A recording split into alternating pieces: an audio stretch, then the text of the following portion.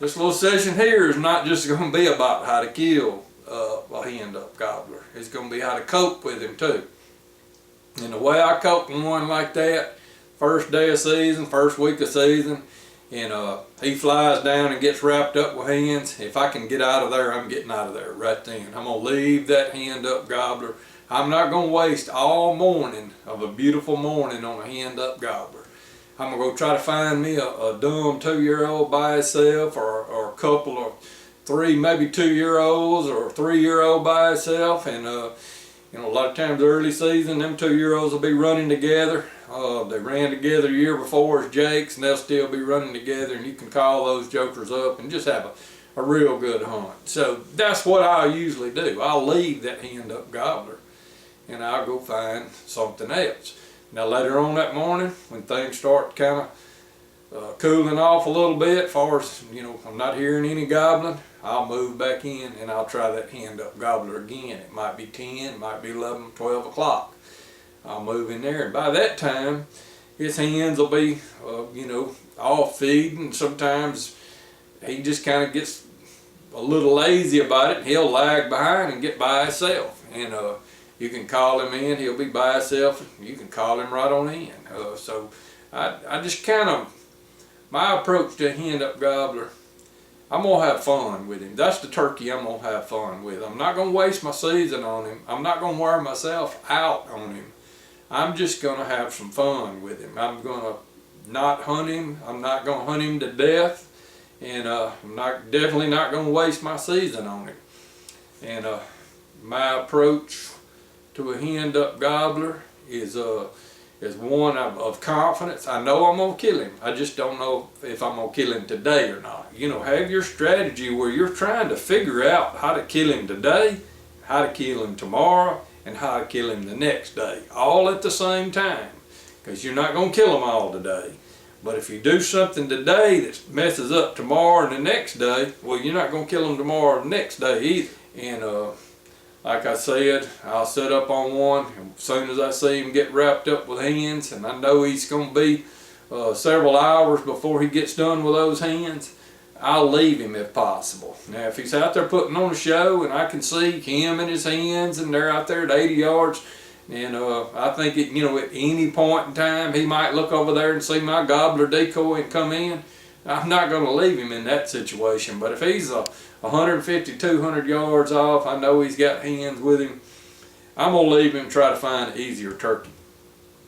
Now I know a lot of people, they'll say, well, you got a hand-up gobbler, call the hens in.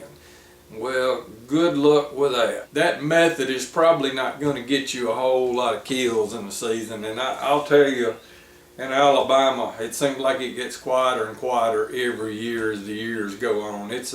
I've probably heard maybe less than 5 hens yelp in the last 3 years in Alabama. It's just, they don't talk. You're not going to get them to talking. You're not going to get them fired up. And if you can't get them to talking and fired up, you're not going to call them in, and the gobbler's not going to follow them. So there's a lot of easier ways to kill a hand-up gobbler than call the hens in. And one of the ways I like is I like to kind of gamble. Now if I roost, it's not a gamble if I roost him. I like to go in there in the evening time and try to hear him fly up. And the next morning I'm going to be 30, 40, 50 yards from him in the tree. Now, if I can't go in the evening time, I'm strictly going in the morning time, I'll just gamble. I'll say, you know, hopefully he's going to be roosted right here close by, and I'll slip in before daylight and go ahead and set up. And if he's there, good. If he's not, then I'll just move on and hunt something else or get closer to him and reset up. One good thing about getting close to him on the limb, you know you're going to see a show. He's there, his hens are there.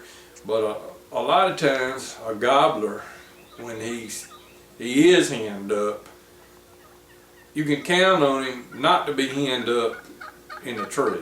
I mean, that's the one time of the day when a henned up gobbler is not henned up is when he's on the roost. He's usually in a tree by himself, and the hens are usually 30 or 40 yards away. And if you can get close enough to him on the roost, a lot of times he'll be the first one to fly down. And if the hens fly down and don't just come right over there under the tree, and he pitches down in, in amongst the hens, and that does happen. A lot of times he'll be by himself when he first flies down, and if you're over there nearby, you're closer than his hens, and you start calling, then he very easily can come over there and check you out before he goes and gets with his hens. Especially if you got decoys or whatever set out, and he flies down, he sees that, he'll just walk right in. You won't even have to call. Evening times are a good time to hunt hen duck toms, and you can catch him out in fields. He'll be out there with his hens. If you find a field he's coming to every day, try to beat him to it. Set your decoys up, set a gobbler decoy up. He'll come right over there to it. You really don't like any competition. They're a sucker for a strut and gobbler decoy. I'll use my Cherokee Sports inflatable strutter, especially if you've only got like one or two, blow him up, and he has good movement. Is you want to really watch his body language, and you want to time your calls. And by that I mean don't just call and call and call when he's really not ready to hear your calls. If he's courting a hen, he's really out there strutting, he's whipping his tail, fan back and forth, really aggressive like, a lot of motion to it. He's probably fixing to breed that hen. They can sense when those hens are ready to breed, and they get real active with their tail fan when they're strutting. And just lay off the calling then. Don't use all your calls up at a time when he's not interested in hearing them. I think sometimes over-calling is more about calling in the wrong time than it is over-calling. So just be quiet over there, watch him. When he gets done breeding that hen, when he's done breeding her, she'll get up and she'll run away, and she'll be shaking her tail fan, kind of quivering all over, and she'll run on off, and then he may be by himself. Give him a time, kind of a little recoup time, maybe a couple of minutes, 3 or 4 minutes, and then start calling to him. A lot of times he'll just turn and walk right in because he's done with his hen. That's another way to cope with him. I guess he's really not a hen duck tom at that point, but he's one of them toms that during the day, most of the day, he's going to be with hens. But if you catch him at the time of day when he's not with hens, then that's good. That's a good thing.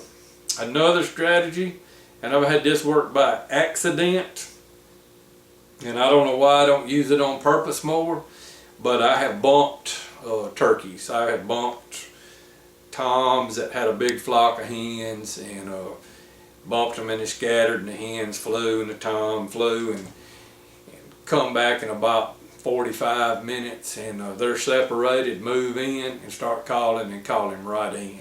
I had one in a field once, and he was strutting, and he was following some hens, and they went over a hill, and he was over the crest of the hill. He hadn't come over yet, and I could see his hens, and I just walked out there and let his hens see me, and they ran in the woods, and then I ducked back down, and when he popped up the hill, he started looking for his hens, and I called, he came straight to me. He's already really telling you how he can be killed. He likes to be with hens. If you can separate him from his hens, then you got the battle won.